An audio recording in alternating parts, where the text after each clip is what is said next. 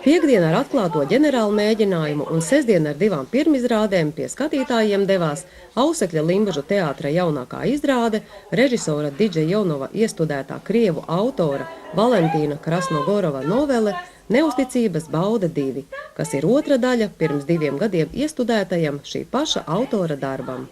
Tā labi aizgāja šis autora darbs. Krieva autora darbs, bet viņš bija īss, un cilvēki un mums pašiem arī likās, ka vajag turpinājumu. Vēl šī izrāde Neusticības bauda 2 nav gluži turpinājums sižetiski, bet tas ir tā paša autora, tā paša krājuma darbs, ļoti līdzīgu tematiku, atkal komēdiju. Un tā mūsu iecer, ka mēs abas izrādes rādām vienu pēc otras, caur starpbrīdī, un tā izveidojās lielāka izrāde. Izrādē uz skatuves redzam 2 Limbažu teātra pazīstamas aktrises – Ievu Rožlapu un Unu Medni. Liekas, viņām režisora vadībā izdevies atrast labākos izteiksmes līdzekļus, lai autora doma aizietu līdz skatītājiem. Ievai mūsu teātrī šī jau bija 9. izrāde un 11. nospēlētā loma. Atcerēsimies, izrādē sievietes, viņa pat iejutās 3 lomās. Šoreiz gan tā bija ļoti atšķirīga no iepriekšējām. Es tāda strauja meitene un tāda ātra vienmēr pēc dabas un diezgan skaļa, bet šajā izrādē man bija jākļūst par tādu bailīgu, pelēku, tādu drebelīgu sievietīti. Tā. Īstenībā, ja ir labs partners, kas tev iedod to spēku pretī, tad ir ļoti viegli nonākt šajā tēlā. Un Una man ir bijis ļoti labs partners šajā izrādē, jo viņa man iedeva to, ko man vajadzēja, lai es iejustos šajā tēlā. Una Medne Limbažu teātrī ienāca pirms 3 gadiem, un šī viņai ir 3. loma, taču liekas tikpat spilgta kā abas iepriekšējās. 2 iestudējumi bija pie Intas, tagad es pamēģināju pie Didža. Bija atkal interesanti, bija citādāk, ja?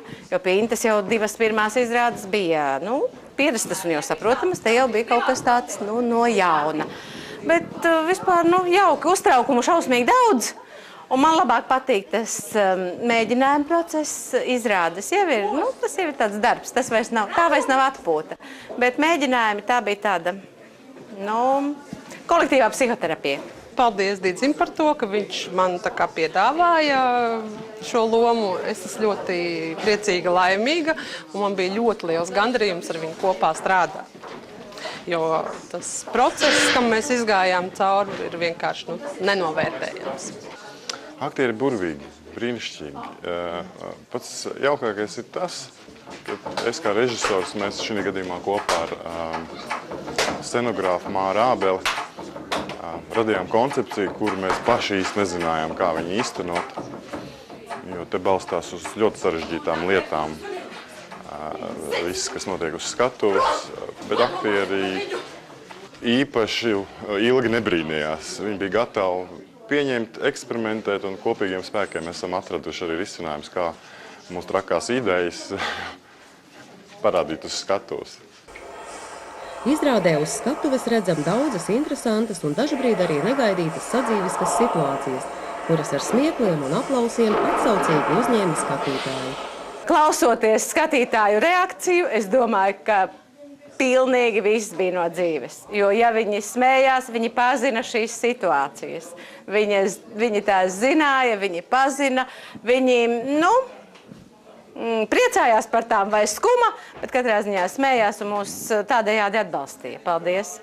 Kā jau tas ierasts Didžejonova iestudējumos, izrādes scenogrāfiju veidojas Māris Ābele, tērpus, tāpat kā Lugas pirmajai daļai sarūpējusi Daiga Freimane, savukārt par kustību iestudējumiem gādājusi Ilze Jakubovska, bet gaismām un skaņu Jānis Roļskijs.